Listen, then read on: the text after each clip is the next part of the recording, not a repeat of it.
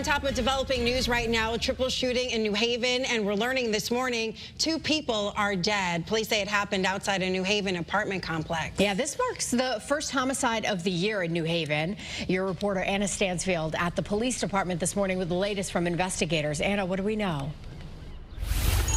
Well, right now they're still looking for the person who potentially shot all of these people in yesterday's shooting. And as the investigation here unfolds, they're looking for the community's help.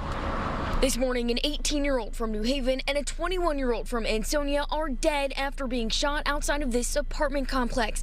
A 24-year-old from Waterbury is also recovering from non-life-threatening injuries. There was a massive scene outside the complex for hours yesterday. Police cars, yellow tape, and evidence markers littered throughout the neighborhood. This wasn't a typical scene either. The victims were driven to different hospitals in personal vehicles, meaning police were spread out across the city.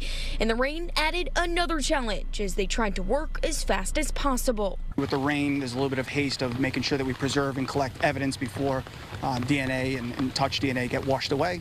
So we're trying to be hasteful. We do have, multiple scenes right now. When I say multiple scenes, different locations of where the victims were located. Plus, this is the initial scene where it happened. So the rain has added a little bit of a layer of difficulty for us. Now, the police chief did tell us that they were able to find ballistics evidence at the scene yesterday and that everyone involved in yesterday's shooting knew each other, meaning this was no random act of violence.